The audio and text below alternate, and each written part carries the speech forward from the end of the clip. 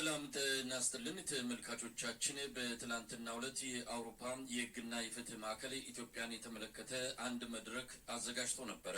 በኢትዮጵያ የአማራ ማህበረሰብ ላይ እየተፈጸመ ያለው መጠነ ሰፊ ሰቆቃ በተለይም የኢትዮጵያ ኦርቶዶክስ ተዋሕዶ ቤተክርስቲያን ላይ እየተካሄደ ያለው ስልታዊና መዋቅራዊ የማጥፋት ተልዕኮ በተመለከተ ልዑል ዶክተር አስፋውሰን አስራተ በእንግሊዝኛ ቋንቋ መልእክት ማስተላለፋቸው ይታወቃል። የእሳቸውን መልእክት ሙሉ ትርጉም ነው ይዘን የቀረብነው፣ እንድትከታተሉን እንጋብዛለን።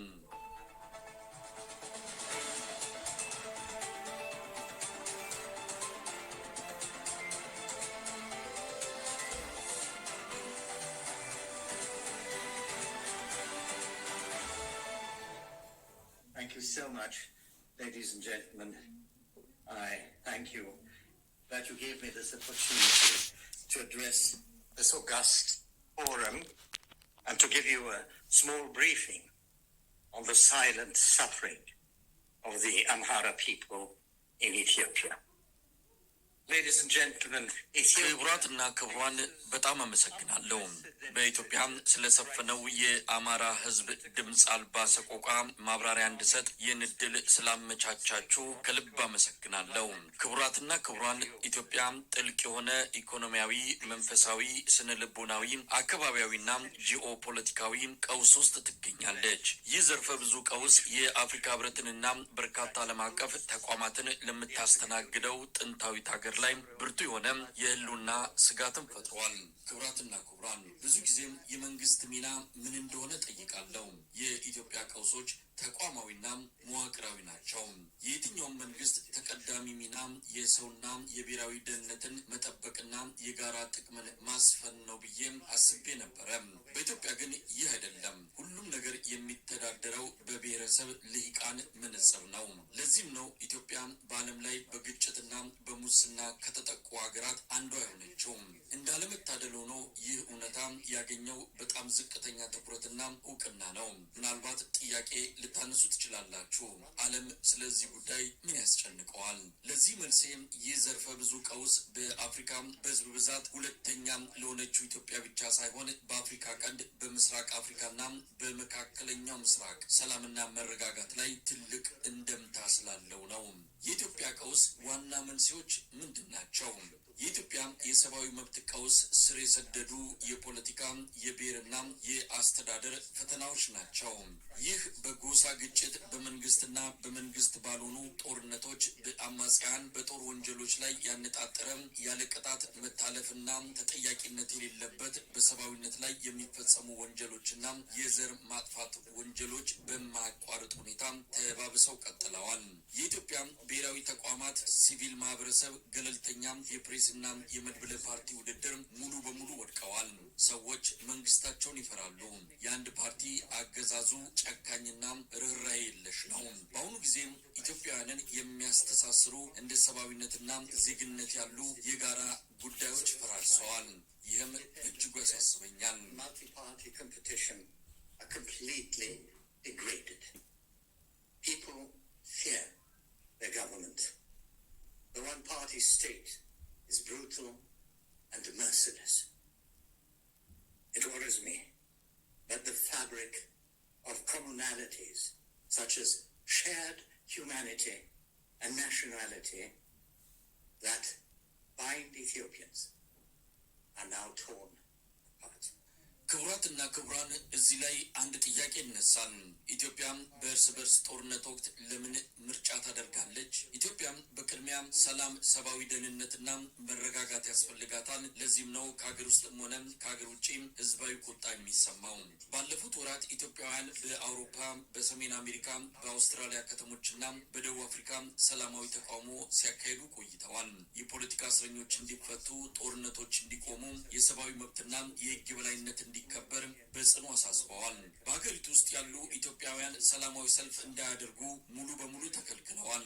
ባለፈው ሚያዝያ ወር በኢትዮጵያ ውስጥ ታዋቂ ከሆኑ አርቲስቶች አንዱ የሆነው ድምፃዊ ቴዎድሮስ ካሳሁን በቅጽል ስሙ ቴዲ አፍሮ ከ70 ሚሊዮን በላይ ለሚሆኑ በዓለም ዙሪያ ለሚገኙ አድማጮች ጠንካራ መልእክቶችን የሚያስተላልፉ ዘፈኖችን አቅርበዋል። ከፍተኛ የሰብአዊ መብት ጥሰት፣ በሚሊዮን የሚቆጠሩ ዜጎች መፈናቀል፣ የብሔራዊ ማንነትና ተቋማት መፍረስ እንዲሁም ሀገራዊ ፋይዳ ያላቸው ምልክቶች መጥፋታቸውን በማንሳት በዘፈኖቹ አስተጋብተዋል። የሱ ዘፈን አልበም ኢትዮሪካ በቢልቦርድ ግሎባል 2026 ሁለተኛ ደረጃ ላይ ተቀምጧል። ለዚህ አርቲስት የመንግስት የደህንነት ኃይል የሰጠው ምላሽ የመንግስትን እብደት በግልጽ የሚያሳይ ነው። የአገዛዙ ባለስልጣናት በቴዲ አፍሮ የሙዚቃ ስቱዲዮ በመግባት ዘረፋ ፈጽመዋል፣ ማናጀሩንም አስረዋል። በቴዲ አፍሮ ላይ የተፈጸመው ጥቃት እጅግ የሚያሳዝን ነው። ነጻነቱም አደጋ ላይ ወድቋል። ይህ አርቲስት ሀገራዊ እርቅ፣ ወንድማማችነትን፣ ሰላምና መረጋጋትን ነው የጠየቀው። በጎሳ በእምነትና በማህበራዊ ደረጃ ላይ የተመሰረቱ ልዩነቶችን ነው የተቃወመው። አርቲስቱ የኢትዮጵያ ፖለቲካ እንዲሰክን ያቀረበው ወቅታዊ ጥሪ በሌምከን የዘር ማጥፋት መርህ በሁማን ራይትስ ዎች የጄኖሳይድ ዎችና በዓለም ዙሪያ ያሉ ተቋማት እያቀረቡ ካሉት አሳሳቢ ጉዳዮችና የማስጠንቀቂያ መልእክቶች ጋር ተመሳሳይ ነው። Distinctions based on tribe, faith, and social status. His urgent plea to restore sanity in Ethiopian politics is akin to the red alerts issued by the Lemkin Institute Against Genocide, Human Rights Watch, Genocide Watch, and protests across the globe. In early May, His Holiness Abuna Matthias, Patriarch of the Ethiopian Orthodox Tewahedo Church, በግንቦት ወር መጀመሪያ ላይ የኢትዮጵያ ኦርቶዶክስ ተዋሕዶ ቤተክርስቲያን ፓትርያርክ ብፁዕ ቅዱስ አቡነ ማትያስ ለኢትዮጵያ መሪዎች በእግዚአብሔር ሕዝብ ላይ ጨካኝ አትሁኑ ብለው ተማጽነው ነበረ። ለረጅም ጊዜ እያለቀስን ነው ሲሉም ተናግረዋል። የሃይማኖት ነጻነት አደጋ ላይ ወድቋል። ጄኖሳይድ ዎች የተሰኘው ተቋም በሚያዝያ 2026 በኢትዮጵያ ላይ ላወጣው ሪፖርት ምስጋና አቀርባለሁ። ሁለት ቀውሶች ትኩረቴን ስበውታል። የሀገር ውስጥና የጂኦ ፖለቲካዊ ቀውሶች በኢትዮጵያና በኤርትራ መካከል የጦርነት ስጋቱ እየጨመረ ሲሆን በአሁኑ ወቅት የቀይ ባህርን መስመር የማግኘት አጀንዳ አወዛጋቢ የሆነ ጉዳይ ነው። መሪዎች በባህር ጉዳይ ተደራሽነት ላይ የጥላቻ ቃላትን እየሰነዘሩ ነው። ከሱዳን ጋር ያለው የቅርብ ጊዜ የድንበር ግጭትም በጣም አሳሳቢ ነው። በሀገር ውስጥ በመላው ኢትዮጵያ ብርቱ አደጋ እየታየ ነው። የአዲስ አበባ ነዋሪዎች መፈናቀላቸው፣ መታሰራቸው፣ መታፈናቸውና መገደላቸው ያለማቋረጥ እየተካሄደ ነው።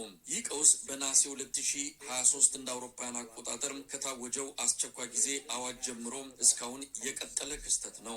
የዘር ማጥፋት ተመልካች ተቋም ጄኖሳይድ ዎች ባወጣው ሪፖርት በአማራ ክልል በ2024 የክልሉ የመንግስት ኃይሎች በአማራ ሕዝብ ላይ ባነጣጠረ የጅምላና የዘፈቀደ የእስር ዘመቻ በሺዎች የሚቆጠሩ ሰዎችን በቁጥጥር ስር አድርገዋል።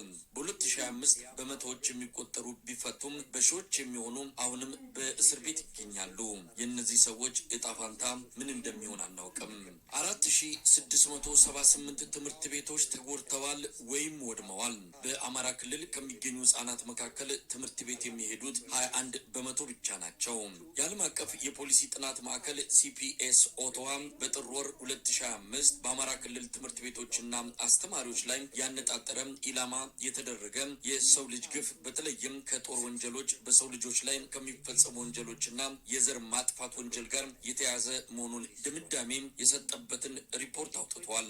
ይህ የመንግስት እርምጃ ከህግ አግባብ ውጪ ግድያ፣ የመንግስትና መንግስታዊ ባልሆኑ አካላት በግዳጅ መሰወር እንዲሁም የአማራ ብሔር ተወላጆችን በጅምላ ማሰርን ያጠቃልላል። በእኔ ግምት ክቡራትና ክቡራን፣ ይህ የዘር ማጥፋት አይነት ነው።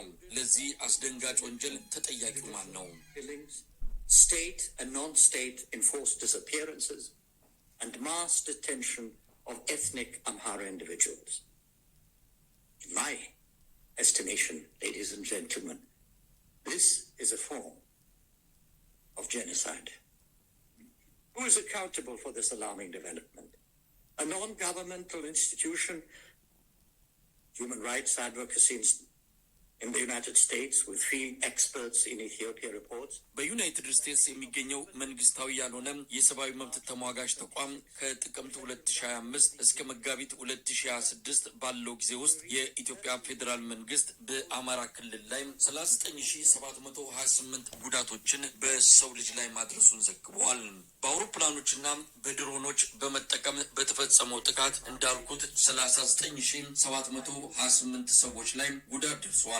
ከነዚህም 14445 ሰዎች ሲሞቱ የተቀሩት ቆስለዋል።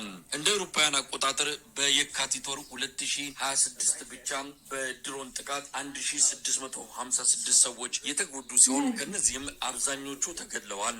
1789 ልጃገረዶችና ሴቶች በመንግስት ኃይሎች ተደፍረዋል። 3482 ሰዎች ታፍነዋል። 14900 ሰዎች ታስረዋል። በዘር ላይ ያነጣጠረው ጥቃት መጠኑ በአማራ ሰላማዊ ዜጎች ላይ ማተኮሩ እንዲሁም የማህበራዊና ኢኮኖሚያዊ መሰረተ ልማቶች ውድመት የሚያረጋግጠው የኢትዮጵያ መንግስት እጁ እንዳለበት ነው። የበለጠ ግራ የሚያጋባው ነገር ዓለም አቀፉ ማህበረሰብ በመጨረሻም እስካልተናገረ ድረስ የኢትዮጵያ መንግስት የጅምላ እስራትን፣ ንጹሐን ዜጎችን የሚገድሉ ሰው አልባ አውሮፕላኖችን የጅምላ ማፈናቀል ጨምሮ ከባድ የሰብአዊ መብት ጥሰቶችን ለማስቆም ፈቃደኛ መሆኑን የሚያሳይ ምንም ምልክት አለመኖሩ ነው። የዓለም አቀፉ ማህበረሰብ በኢትዮጵያ መንግስት እርምጃዎች ሆን ተብሎ የሚፈጸሙ መሆናቸውን መቀበል ይገባዋል። ክቡራትና ክቡራን፣ ለ8 ዓመታት በአንዳንድ የኢትዮጵያ ክፍሎች በተለይም በኦሮሚያ ክልል በሚገኙ የኦርቶዶክስ ክርስቲያን ማህበረሰቦች ላይ የተቀናጀና ስልታዊ የሽብር ዘመቻ ሲካሄድ ቆይቷል። የጭካኔ እርምጃዎቹ በዘፈቀደ የሚካሄዱ አይደሉም። ድንገተኛና በአጋጣሚ የሚፈጸሙም አይደሉም። ሆን ተብሎ ተደጋጋሚና በአዲስ አበባ የፌዴራል መንግስት ቀጥተኛ አስፈጻሚነትና ቅንጅት የተከናወኑ ናቸው።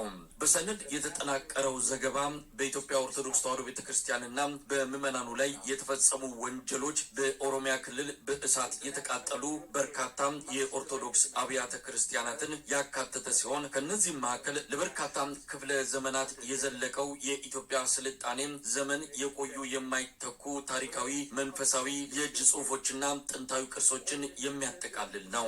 በመቶዎች የሚቆጠሩ ካህናት፣ መነኮሳት፣ ዲያቆናት፣ ክርስቲያን አማኞች ተጨፍጭፈዋል። በቅርብ ጊዜ የወጡ ዘገባዎች በአርሲ ክልል ብቻ በመቶዎች የሚቆጠሩ ክርስቲያኖች ስልታዊ በሆነ መንገድ መገደላቸው ተረጋግጧል። መሞታቸው በመንግስታቸው እውቅና ሳይሰጥ ማለት ነው። በአገዛዙ በሚደገፉ ጽንፈኞች ህጻናትን ጨምሮ ከኦርቶዶክስ ክርስቲያኖች አንገት ላይ የሚገኝን መስቀል በመበጠስ ይህንንም በቪዲዮ በመቅረጽ በሰፊው እንዲሰራጭ የተደረገ ሲሆን ሃይማኖታዊ የጥላቻ ድርጊቶች በግልጽ የሚንጸባረቅበት ነው። ይህንን የሚያደርጉት አካላት በህግ የተጠየቁበት ሁኔታ የለም። ማንነታቸው በአብዛኛው አማራ የሆኑ የክርስቲያን ማህበረሰቦችን ቢሆንም ስልታዊ ጥቃቱ በትግራይ፣ በጉራጌና በኦሮሞ ክርስቲያኖችና ሌሎች ማህበረሰቦች ላይ ያነጣጠረ በአንድ ጊዜ በበርካታ ህዝቦች ላይ የተፈጸመ እንደሆነ የሚያሳይ ነው። በ10 ሺዎች የሚቆጠሩ ዜጎች በግዳጅ ተፈናቅለዋል። የኢትዮጵያ ኦርቶዶክስ ተዋሕዶ ቤተክርስቲያን ቀኖናዊ አመራር በአብይ አህመድ መንግስት በግዳጅ እንዲወገድ በመደረጉና በአገዛዙ በተሾሙ ካድሬዎችና አክራሪ ጽንፈኞች በመተካቱ ቤተክርስቲያኒቱ ተቋማዊ አቅሟ እንዲዳክምና የራሷን ምዕመናን መከላከል እንዳትችል ተደርጋለች። አብይ አህመድ ለእነዚህ ወንጀሎች በግል በቀጥታ የሚመለከተው ሲሆን ከተጠያቂነት የሚያመልጥበት አይደለም። Replaced by regime-appointed cadres and radical extremists, rendering the church institutionally decapitated and incapable of defending its own faithful. Prime Minister Abiy Ahmed bears direct, personal, and inescapable responsibility for those crimes. His government does not merely fail to protect Orthodox Christians, it actively coordinates, enables. የአብይ አህመድ መንግስት የኦርቶዶክስ ክርስቲያኖችን ከጥቃት መጠበቅ አለመቻሉ ብቻ ሳይሆን ጥቃት ፈጻሚዎችን በልዩ ትኩረት ያደራጃል፣ ያስተባብራል፣ አቅም ይፈጥርላቸዋል፣ እንዲሁም ይሸሽጋቸዋል፣ ይከላከልላቸዋልም። ምንም እንኳን ሊካዱ በማይችሉ የቪዲዮ ማስረጃዎች በሰነድ የተደገፉ እልቂቶች ባሉበት የቤተ ክርስቲያን መሪዎችና አርሶ አደሮች ተደጋጋሚ ተማጽኖና የድረሱልን ጥሪ ለዓለም በሞላ ቢያቀርቡም በአብይ አህመድ በኩል በኩል በህግ ተጠያቂ በማድረግ በአንድም ወንጀለኛ ላይ ትርጉም ያለው አንዳችም እርምጃ አልወሰደም።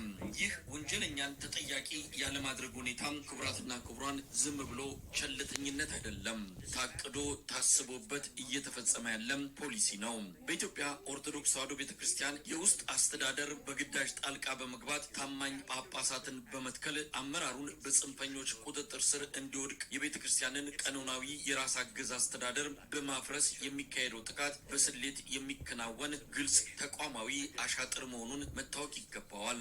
ይህ በግልጽ ቤተክርስቲያኒቱ የኢትዮጵያ ስልጣኔ ማንነትና የበገሬነት ምሰሶ መሆኗን የማጥፋት ተግባር ነው።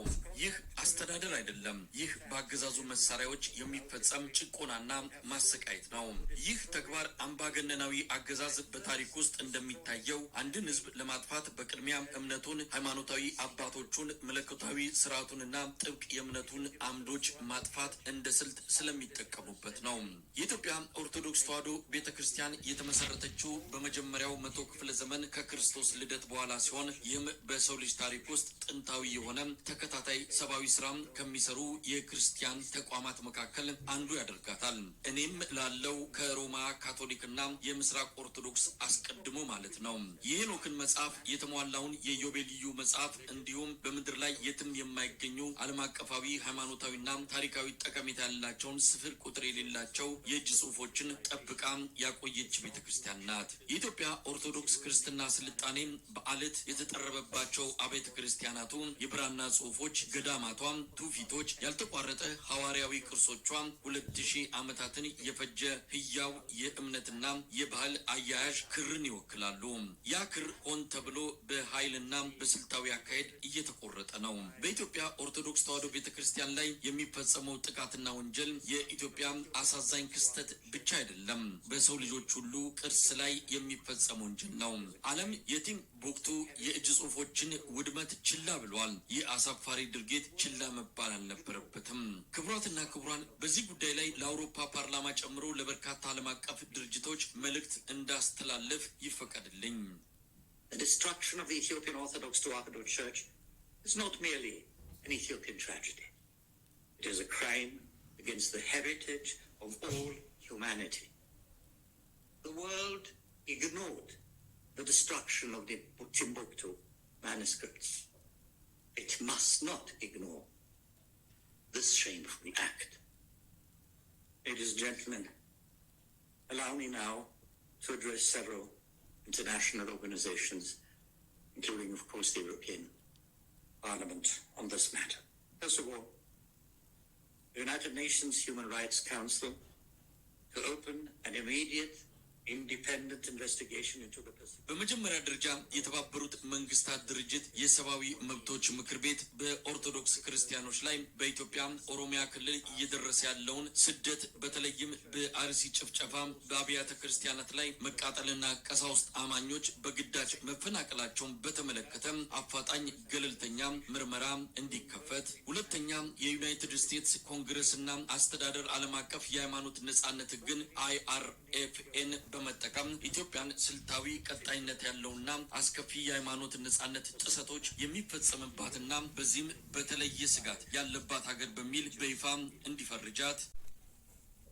የአውሮፓ ህብረት በአብይ አህመድ አገዛዝ ውስጥ በኦርቶዶክስ ክርስቲያን ማህበረሰቦች ላይ ጥቃት ፈጻሚዎችን ያስቻሉ ያስተባበሩና ከለላ ያደረጉ ግለሰቦች ላይ ያነጣጠረ ማዕቀብ እንዲጥሉ።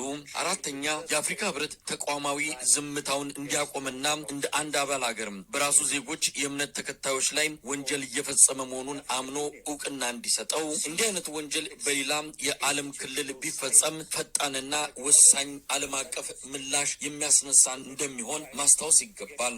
አምስተኛ ዓለም አቀፉ የወንጀለኞች ፍትህ አካላት በሰብአዊነት ላይ ለሚፈጸሙ ወንጀሎች ተጠያቂ የሆኑትን አብይ አህመድ አሊና ከፍተኛ የደህንነትና የፖለቲካ ባለስልጣናቶቹን ጨምሮ እነዚህን ጭካኔዎች ያዘዙ፣ የደገፉ ወይም ያመቻቹ ሰዎችን ለፍርድ ለማቅረብ የሚያስችሉ ማስረጃዎችን የተቀናጁ የሰነድ ማሰባሰብ ስራ በይፋ እንዲጀምሩ። በመጨረሻም የዓለም መገናኛ ብዙሃን የሲቪል ማህበረሰብ በእነዚህ እልቂቶች ዙሪያ ያለውን የዝምታ ግድግዳ በመስበር ቀጣይነት ያለው ተከታታይ ሽፋን በመስጠትና በመቶ ሺዎች ለሚቆጠሩ በሀገራችን በሽብር የሚኖሩ የኢትዮጵያ ኦርቶዶክስ ተዋሕዶ ክርስቲያኖችን ድምፅ እንዲያጎሉ መልእክት እናስተላልፋለን።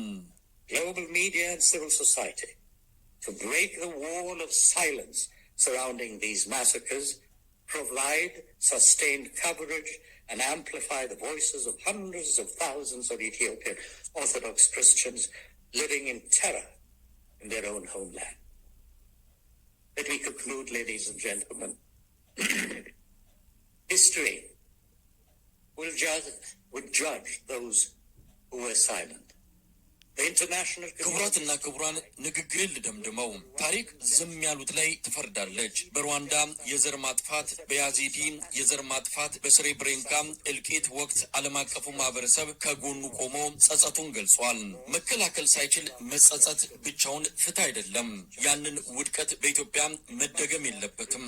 የኢትዮጵያ ኦርቶዶክስ ተዋሕዶ ቤተ ክርስቲያን ለ2000 ዓመታት ከአክሱማውያን ገዢዎች፣ ከመካከለኛው ዘመን ወረራ፣ ከቅኝ ገዢዎች ጫናና ማርክሲስት ጥቃት ተርፋ እስከ ዛሬ ቆይታለች። እውቀትና ኃይል የበላይነት ባለው በ21ኛው ክፍለ ዘመን እይታ ውስጥ መጥፋት የለባትም።